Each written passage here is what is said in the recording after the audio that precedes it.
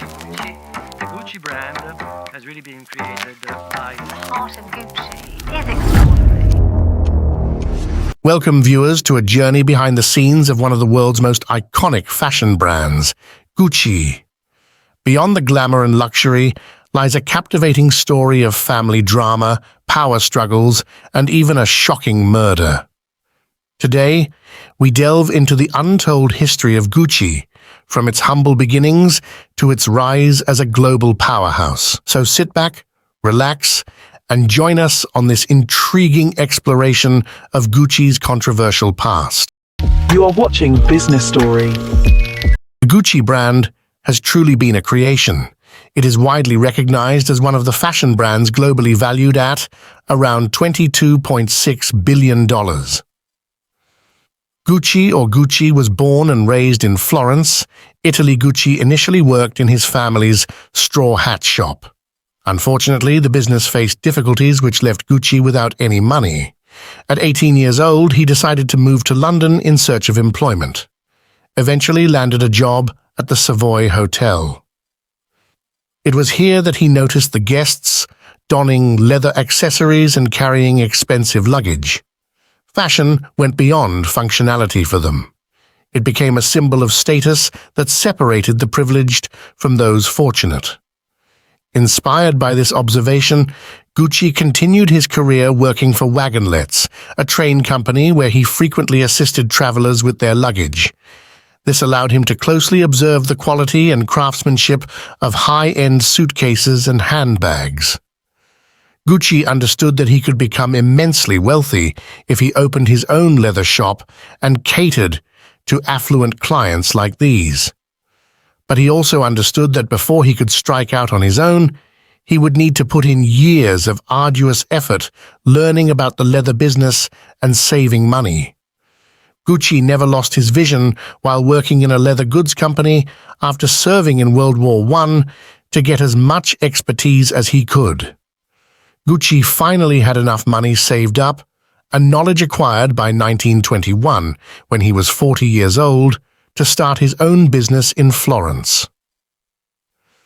The very modest beginnings of the company we now know as Gucci would be this small shop selling leather products. Gucci started off importing leather products, but he soon started getting more requests for handmade handbags and shoes with distinctive designs. He started to understand precisely the kinds of designs his affluent clients preferred. He made the decision to start his own workshop to produce them because he frequently couldn't find them from his suppliers. To help fulfill the demand, he brought on a number of people. The expansion swiftly put him in over his head, and he racked up a mountain of debt. He often battled to make ends meet and frequently confided in anyone who would listen about his problems. He eventually borrowed money from his son-in-law to continue the firm.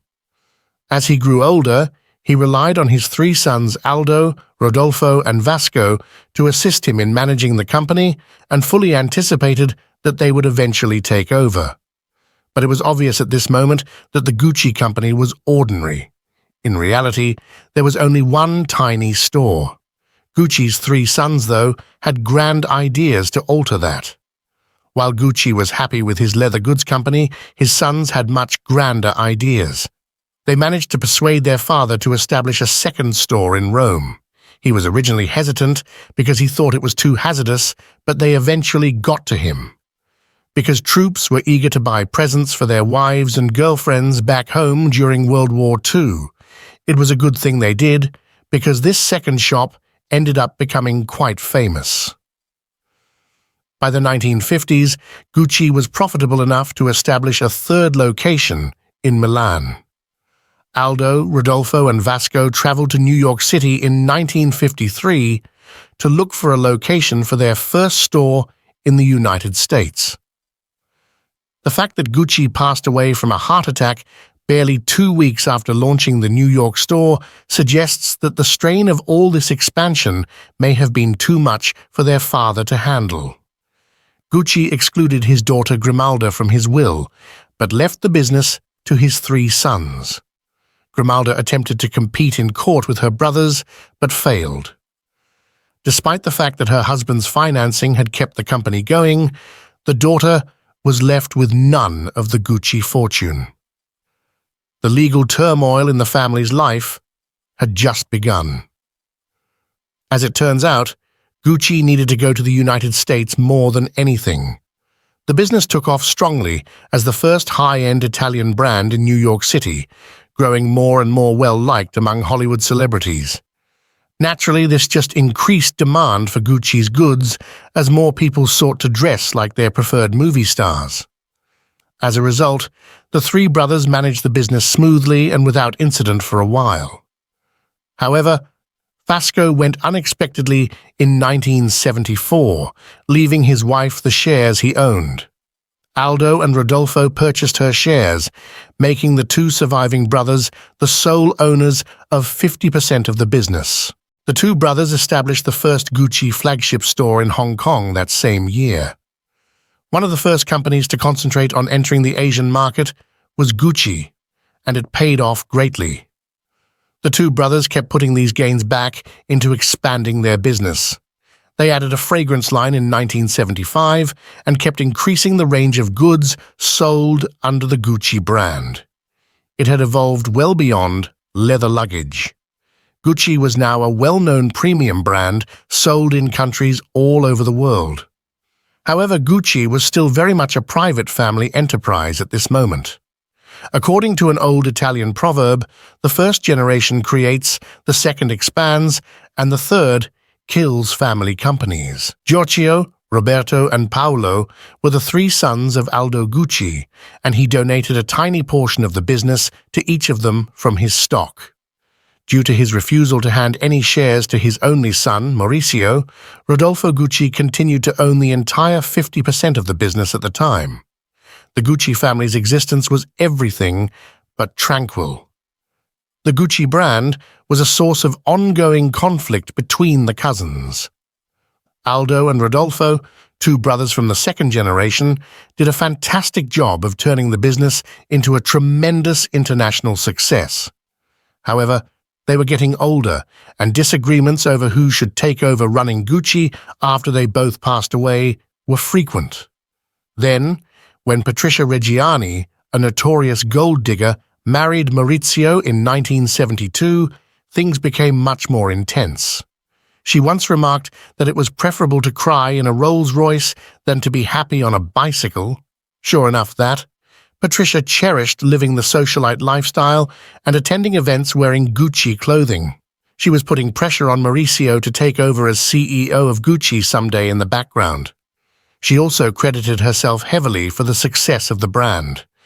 Patricia was also quite domineering and only put up with the Gucci family turmoil when it came to playing off one another. Rodolfo referred to his son's bride as a social climber who was only interested in making money, and he utterly disapproved of their union. Mauricio, though, had fallen in love with her and disregarded his father's advice. Later on, he and Patricio would become parents to two girls. Only afterwards would Mauricio look back and wish he had heeded his father's advice. Their relationship was further strained when Mauricio married Patricia against the desires of his father. While he was still living, Rodolfo refused to give his son any Gucci stock. However, because he was single and had no other children, Mauricio received the full 50% of the business upon his passing. Mauricio had suddenly increased his ownership of Gucci from 0 to 50%. However, that didn't stop him and his cousins from quarreling over how to operate the company all the time. Each member of the third generation had a unique goal and vision for the business. For instance, Gucci was making a lot of money at this time by licensing their brand to department retailers. However, Mauricio said it devalued the brand name because it was no longer reserved for the famous and wealthy. Even worse, Gucci Classics knockoffs may be purchased on street corners all over the world. Mauricio desired a return to the brand's previous status as a premium item only the well-to-do could purchase. Gucci lost over $100 million in sales as a result of him withdrawing the licensing nearly immediately. Obviously, at first it appeared like a terrible plan, but many believed that in the long run, this ended up saving the company. No longer was Gucci available to the general public. It had returned to exclusivity for the wealthy, which contributed to its historical brand status. Paolo, Mauricio's cousin, believed his father, Aldo, had treated him unfairly by giving him such a little ownership part in the business with so little responsibility. He believed that he ought to be the one creating Gucci's items because he aspired to be a fashion designer. However, nobody in the family had any faith in his sense of style. The Gucci family appeared to be united only in their opinion that Paolo's designs lacked quality. Paolo was so enraged by everything that he exposed his own father, Aldo, who is 81 years old, for tax fraud. Aldo received a 366-day jail term. Paolo later launched his own Paolo Gucci brand in an effort to get notoriety. The family tried to stop him because they were worried that he would damage the reputation of the Gucci brand, but Paolo spent $8 million suing Gucci to get the right to use his own name on his clothing line. But his lofty aspirations failed to materialize. Sales were unable to cover his debt, which was substantial. His daughter claims that his clothing brand was unsuccessful because Gucci quickly acquired the rights to Paolo Gucci and rendered his products obsolete. Even still, his daughter acknowledged that Paolo's initial creations were unattractive. The Gucci family was constantly making news in the press regarding lawsuits and family turmoil because of all the bickering that was going on. Mauricio was at his limit. In order to exclude the rest of the family and regain power, he sought investors. The money would be provided by a business by the name of Investcorp. Investcorp had previously made an investment in Tiffany's and contributed to the success of the jewelry business, but this was their first foray into a high-end clothing line. Paolo had fallen into the role of the family's bad boy by this point, and his ownership of Gucci was only 3.3%. Paolo sold his shares in Gucci to Investcorp in 1988 for $40 million. He did not, however, spend this cash sensibly. Paolo wasted his money, and by the time he filed for bankruptcy in 1993, he owed more than $90 million. Over time, Mauricio was successful in persuading the other members of the Gucci family to sell their shares to Investcorp. 50% of the Gucci brand was now controlled by this business. However, they continued to give Mauricio the authority to run the business and make all the important choices. He hired Dawn Mello in 1989 to serve Dawn. She wanted to support the brand's exclusivity, much like Mauricio did. Her concept was to reduce the 1,000 businesses to only 180 of their most lucrative locations. Additionally, they decreased Gucci's sales from 22,000 to just 7,000 products. Additionally, Mello brought back some of the old favorites, including their bamboo bag and Gucci loafers. Gucci was the focus of Mauricio's lofty vision. One of the first things he did once the rest of the family left the picture was to open a lavish new store in Milan. Additionally, he intended to replace their current inventory with entirely new products, which would have put the business in enormous debt. In addition, Mauricio wanted to do away with the Gucci accessory line. As one of their most lucrative sources of income, this was extremely contentious. The typical person might not be able to afford Gucci apparel, accessories, or handbags, but perhaps they might afford a belt, wallet, or pair of sunglasses. The brand was now truly only available to the wealthy without accessories, which was what Mauricio wanted. But it seems dangerous from a business standpoint, to put it mildly. Additionally, Mauricio wanted to get rid of the iconic Gigi logo, which was a grave error. 70% of their sales were attributable to this recognizable, iconic branding of their company. Gucci started experiencing financial losses as a result of all of Mauricio's changes to usher in a new age of the brand. Every year they were losing $30 million. Gucci was unable to pay employees or suppliers. All for the risk of this huge vision in Mauricio's imagination, the business was about to file for bankruptcy. Naturally, Investcorp was becoming anxious. Millions of dollars were being lost on their investment. They talked to Mauricio about the possibility of electing a new CEO for Gucci. This was not well received. Mauricio resisted giving up his position of authority. He pleaded with them, stating it would take at least 6 months for clients to adjust to this new vision for the business and begin purchasing again. However, Investcorp was unyielding. They paid $150 million in 1993 to acquire Mauricio's 50% stake in the business. Ironically, the fortune of the brand changed 6 months later, exactly as Mauricio predicted. The company's revenues ultimately restored as Japanese buyers started purchasing Gucci bags. Even if Mauricio made some moves that were undoubtedly blunders, some of them actually helped Gucci regain its status as a true luxury brand that could charge high prices. There was no one from the Gucci family in the Gucci house for the first time ever. Mauricio Gucci would die 2 years later.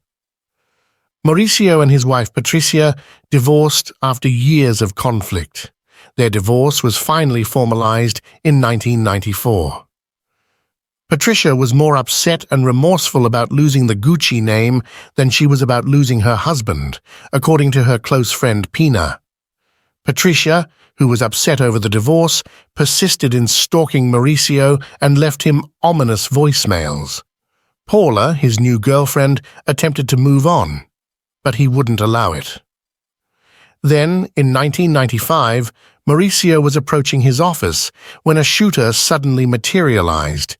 In the open, he was shot 3 times in the head. All of the prospective suspects were looked into by the authorities. After all, Mauricio had a lot of adversaries due to all the family strife. However, the case was unsolved for 2 years. Finally, the police received a tip asking them to look into Patricia. It turns out that Patricia visited almost everyone she knew in the area to inquire about how she could murder her ex-husband and escape punishment. She even questioned how it could be done without going to jail. She then hired a hitman to finish the job with the assistance of her friend Pina. She insisted on only donning the finest Gucci attire in front of the cameras during the murder trial. The hitman received a life sentence in prison, while Patricia Reggiano received 29 years. Patricia only spent 18 of those years, although she was technically eligible for an earlier release date had she merely accepted to a work release program. She refused, stating, "I've never worked a day in my life, and I don't intend to start now." Patricia served only 18 of those years. After Mauricio Gucci was killed, the Gucci brand entered a new phase and experienced a spike in prominence after appointing designer Tom Ford as creative director. He started creating collections that spoke to a younger generation and restored the iconic Gucci brand. The dynamic team of Tom Ford and Domenico De Sol, CEO of Gucci, helped turn the company's fortunes around and became known as the Tom Donk Bomb era. Sales alone then doubled from $263 million to $500 million between 1995 and 1996. Things were finally improving again, now that the Gucci family was no longer involved and the brand was no longer embroiled in a never-ending power struggle. Gucci became a publicly traded corporation as a result of Investcorp's quick desire to capitalize on this, and the IPO was a huge success. The company's shares were then sold by Investcorp, who made a $2 billion profit on their investment. The stock price of Gucci crashed in 1997 as a result of a financial crisis in the Japanese luxury market, so they were fortunate to have sold their shares at the correct time. This price decline was sufficient for fashion powerhouse LVMH to start purchasing Gucci shares at a discount. LVMH CEO at the time, Bernard Arnault, told the media that this was an effort at an amicable acquisition.